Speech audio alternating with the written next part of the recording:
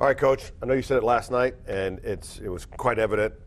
You finally got your defense to get some turnovers in that first half, and those turn into 0 points. Right on. And that's got to be a killer for you guys. Yeah, I think the missed opportunities, those are the chances. And people would ask what was different between the first half and the second half, and well, you don't always have those opportunities, and you've got to go nail them. And you're not going to go into their place. They've been in the state championship 7 years in a row in the AFC, right. And you've got to take advantage of those checks. So not nailing those, when those moments come, those are those missed ones, you're like, ugh, to get out of it. So one was interception, the other two fourth downs.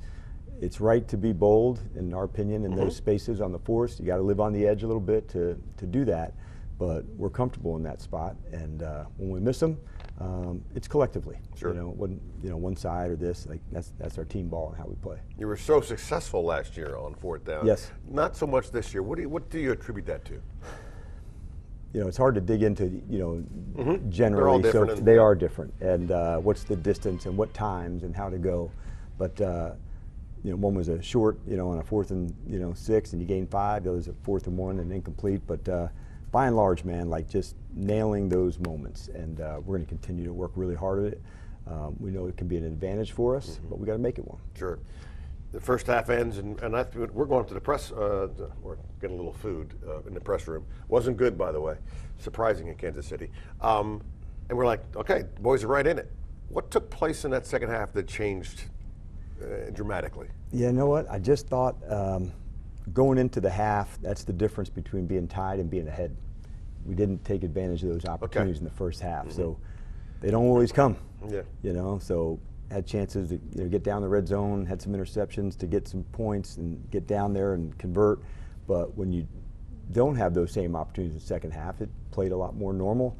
And we just didn't get over that spot. But I think that's the lesson, like in the first half we had the chances to go take the lead and get ahead. And then, games play out differently from there. But we got to go get stops. I certainly thought we had 2 fouls, an explosive play on the first drive of the second half. And we got to make sure we can get rid of those. Sure. The TV didn't catch it, but I got my binoculars out. Jalen Lane muffs the kickoff. He is straight to you, and you have a quick conversation. What do you tell him at that point? Yeah, I wanted to make sure he knows he's such a big factor in what we do, both offense and on defense. And much it was like Bill early or here, like, man, this is a guy that's going to grow. And I love the way he hit it on the kickoff return. But those are moments you don't want to happen. But they also know, like, that's the life we live, and you have to be able to let that pass and go perform again. And embrace it. It sucks. You're mad. And then also it has to pass so you can get on to the next. There's plenty of time to be mad about it tomorrow and after the game. But in this moment, we need you back. Right. And we need you ready.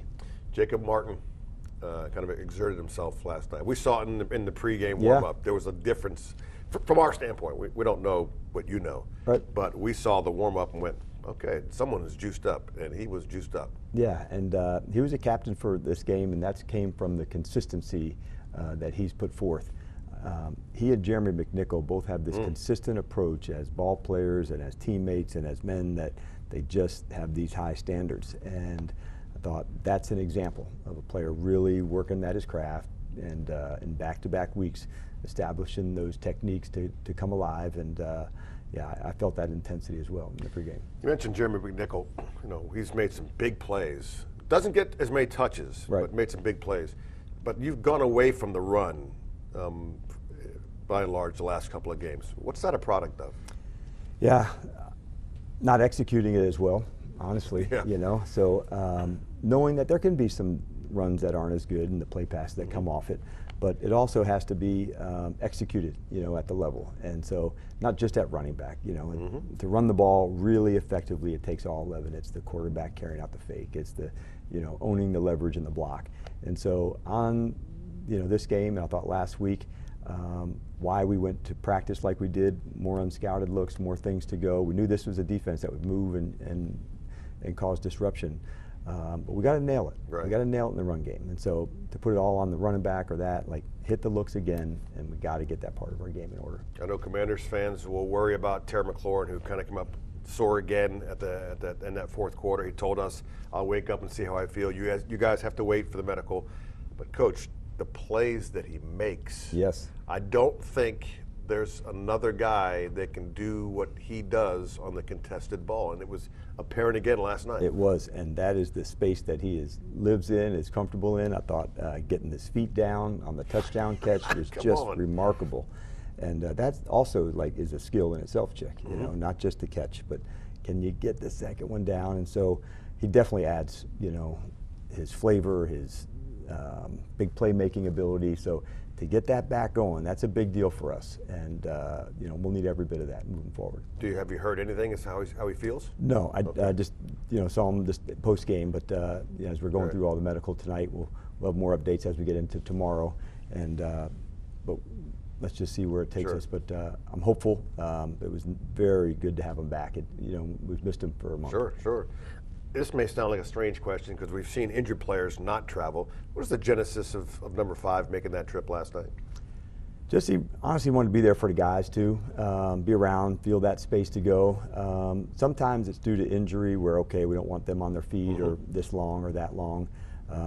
But other times just to be in the space, man. Like, he's one of the leaders. He's establishing himself as that on this team, which is what you'd want him to see and to do.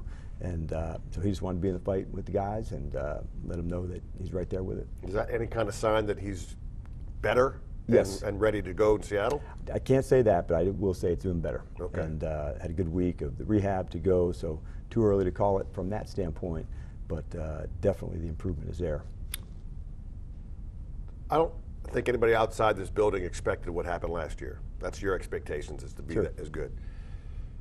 What's the difference from last year's squad? And I know they changed. You got different players. What's the difference in your mind as to what's taking place this year? Yeah, it's a great question. We've not hit the marks that we want to, for sure. Like, I think everybody would agree with that. But I also know we often think of the end of last year. And we also had a 3-game skid last year. And so no one remembers, the pain of that. I certainly do. Right. But the part that I am certain with this crew, they'll fight their ass off to get back out of it, and that's part of our league and how you deal with adversity. But we got to nail our moments together, Chick. We got to nail those winning time moments, and to get everybody connected. It's good to get some people back into the mix that we haven't had into the mix. So hopefully we'll add some more as we're moving forward. And that can only pay dividends. With tongue firmly planted in cheek, because I'll do that, I just want you to know that it's never as bad as it seems unless you see what I went through on my trip back. That is definitely as bad as it sounds. It's as bad. 2 hours sleep, by the way. Yeah, there you go. Yeah. Welcome Not good. home. Not good for your boy. Not good for your boy. No, that's right. All right, we'll see you against Seattle Sunday. Right, sounds good, man.